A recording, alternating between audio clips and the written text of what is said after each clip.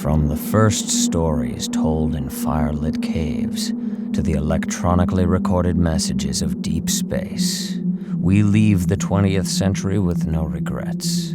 Time bends, space is boundless, and when humanity gasps its last, all that will remain, if anything, will be the theater of tomorrow.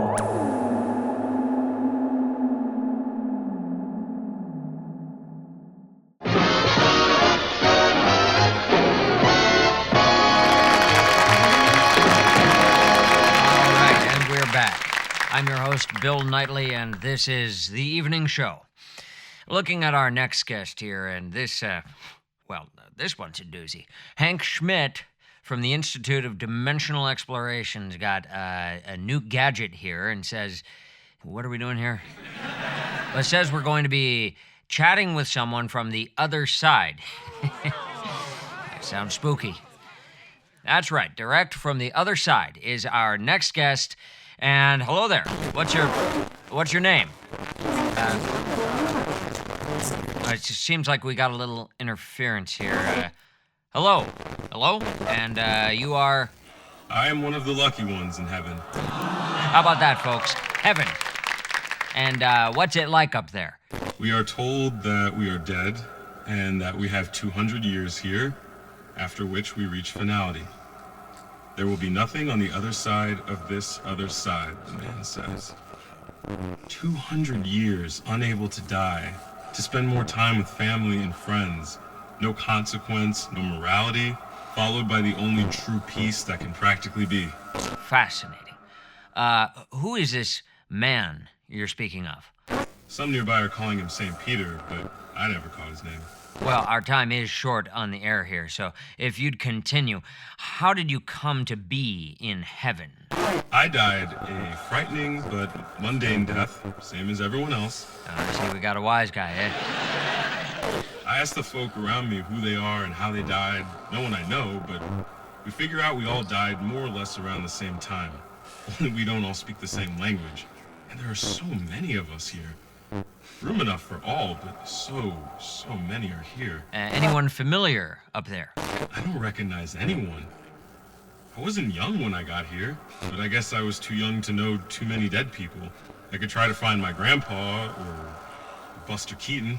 Well, you tell old Stoneface he's still making an impression. And are there any...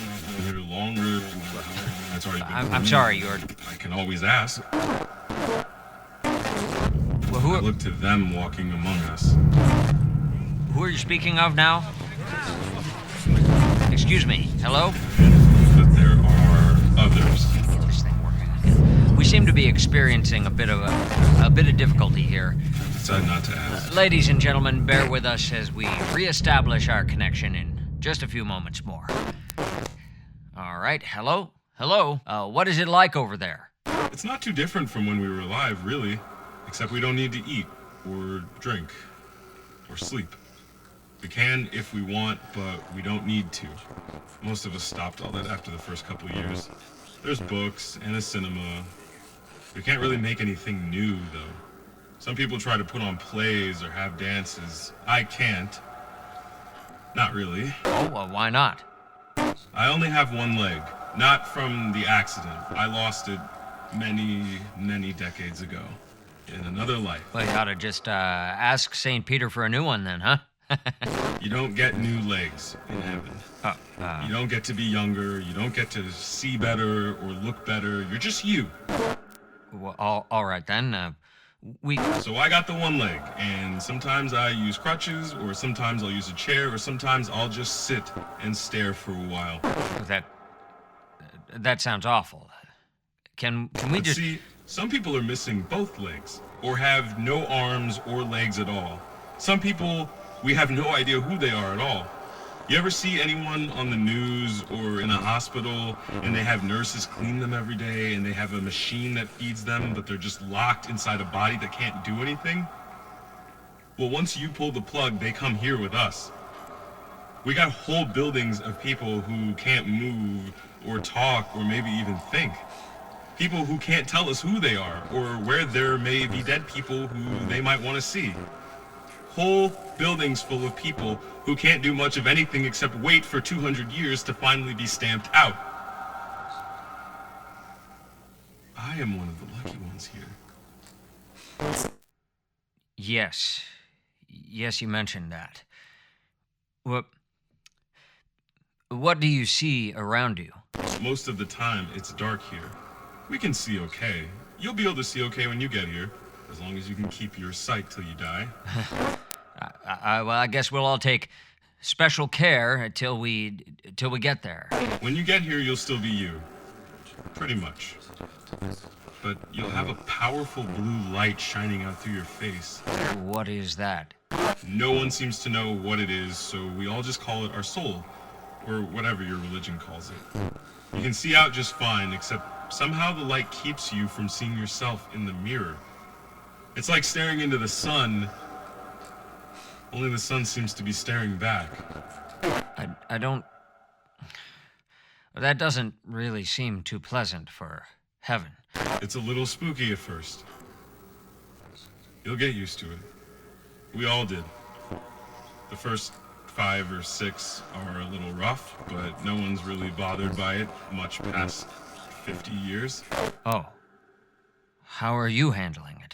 I remember being scared as anything at first. The light shines through your eyes, and you can't even see where anyone is really looking.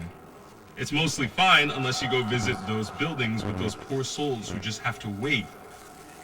You see the light shining out their wrecked bodies, and you just know they're in there. Well, God rest their souls, or whatever. So, is that it then? It seems awful strange as far as heavenly expectations. No lakes of fire or brimstone or torture.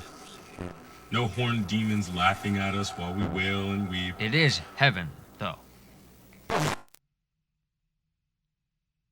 No one but us ever said it was heaven. What is it then? Where are you? We could, Do you know? if we really wanted to. Hello? We could ask one of them. Because they roam huge and silent. Hello? Are you... We don't, though. We don't ask them where we are. We just count the days until oblivion. Cut the cast!